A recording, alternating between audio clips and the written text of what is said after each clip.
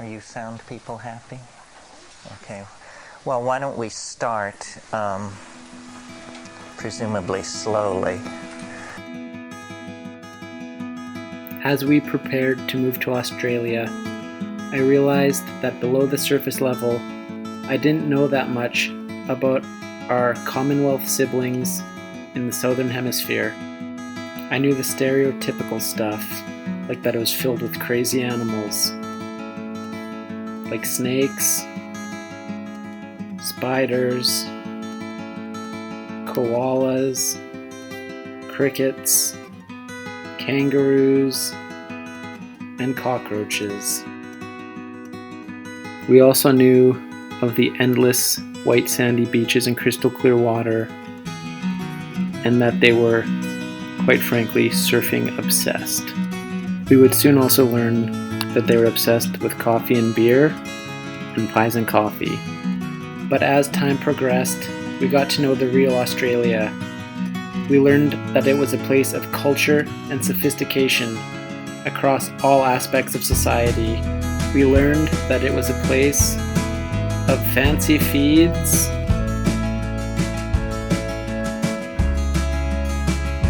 and luscious libations. Long neck. A place of hard-hitting art that made you think, and perhaps the global center of design and innovation.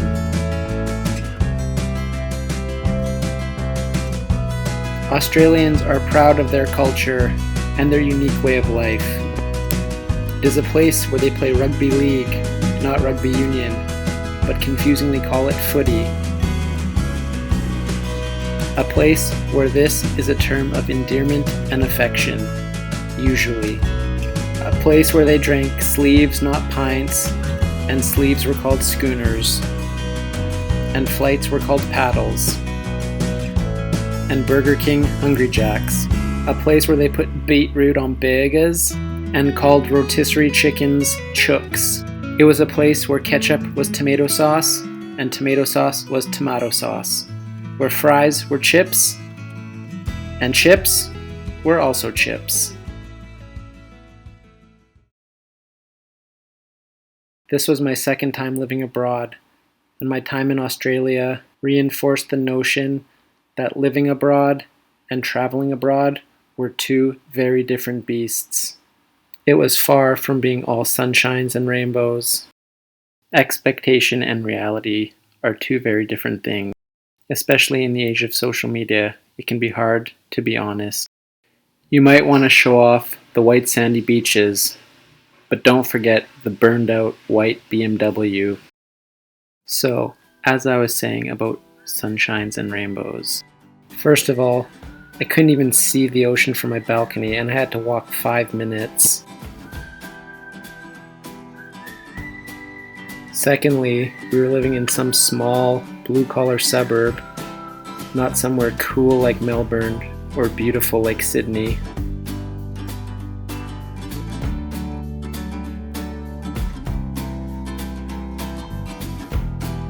Thirdly, I had to commute just like everybody else, and you never knew what could cause a traffic jam. Lastly, I had bills to pay, so I had to grind just like everybody else. My place of work barely had a window to look out, or walls for that matter. And coming from the west coast of Canada, I was spoiled by ocean sunsets. So here, I had to settle for ocean sunrises. But I persevered. I ate local foods.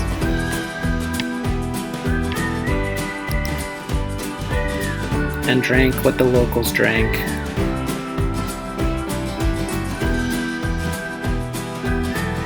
I even celebrated some local holidays. I avoided tourist traps and went to places that only the locals knew, and picked up a few good local habits as well.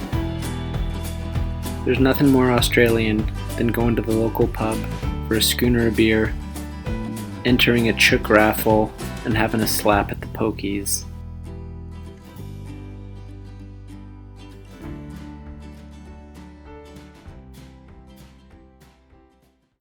Despite the monotony of our day-to-day life, we did manage to do some things that were pretty cool.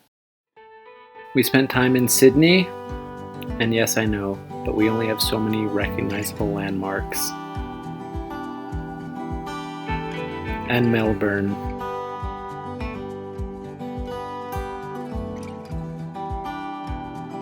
We visited Brisbane, or Brizzy, and Byron Bay, or Byron.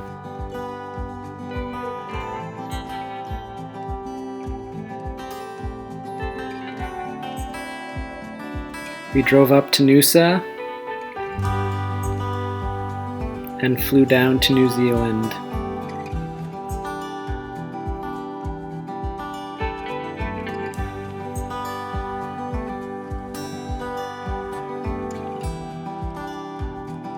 In Sydney, we watched the rivalry between the two Sydney-based cricket teams.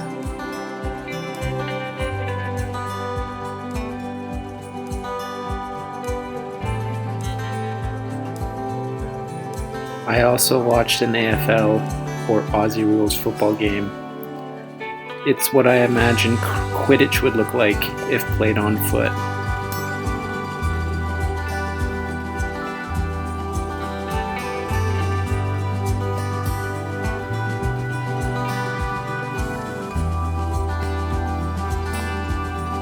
The Brown team didn't have much to cheer for that day.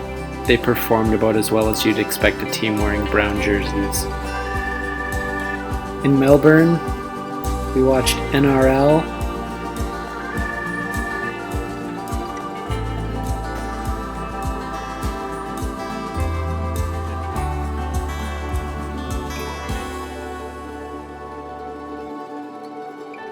and we even made time to surf a break that only the locals knew.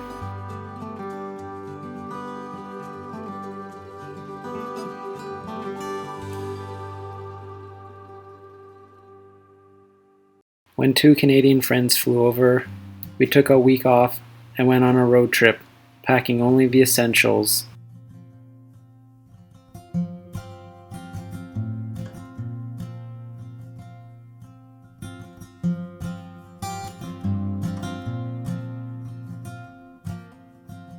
We slept in tents, nay, swags. We ate dinner outside.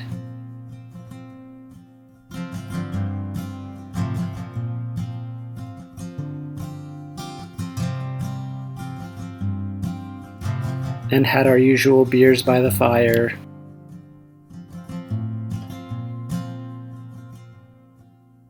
In the morning, we showered and spent time on the beach.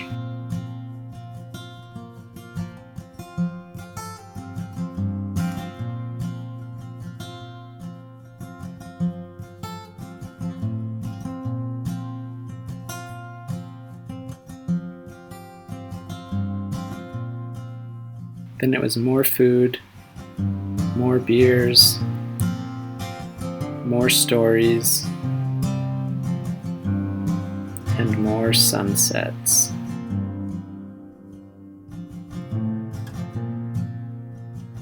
Despite being in the wilderness and camping, we were woken up by noisy neighbors. So we decided to make breakfast and get out of there.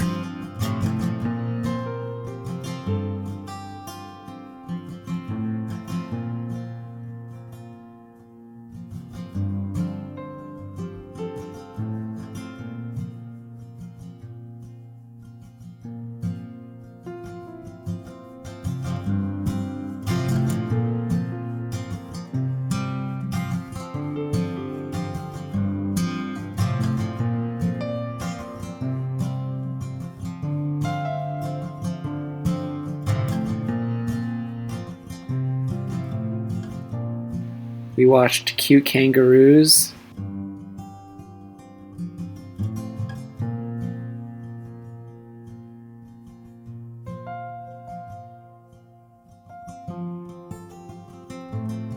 And cool surfers.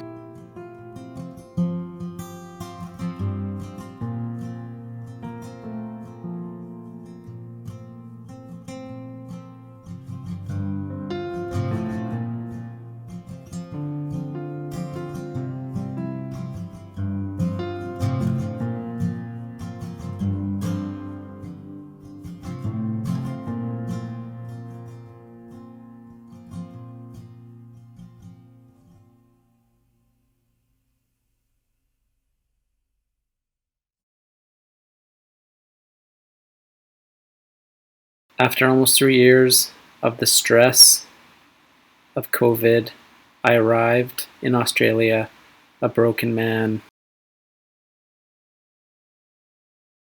But when I left Australia, the only thing broken was the surfboard I'd borrowed from my landlord.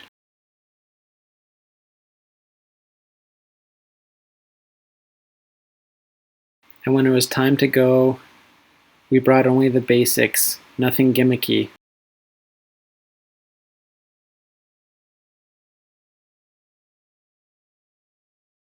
The 6 months I spent in Australia was the time of my life, and I appreciated the ups and downs of living somewhere as opposed to just traveling through. Living abroad was not just visiting cool cities, trying new foods, meeting new people. It was looking for a job and figuring out the best local grocery store to shop at. It was commuting to work on train, but then having to commute to work at 5 a.m.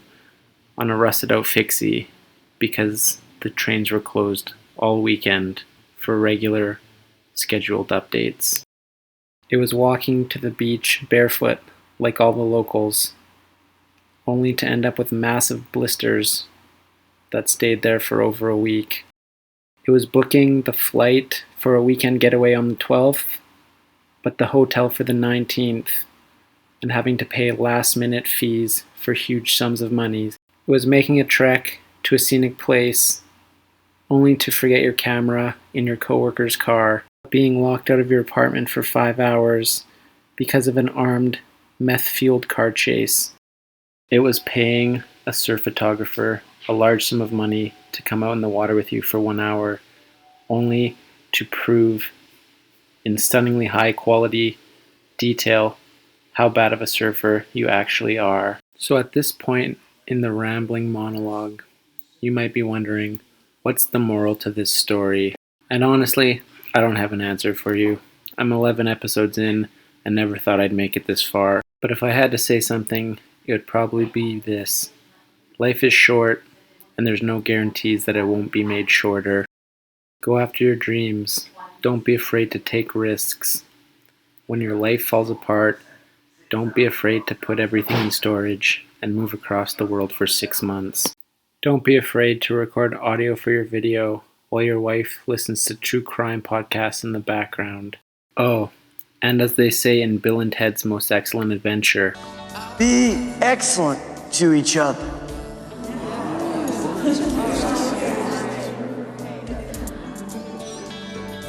Party on, dudes!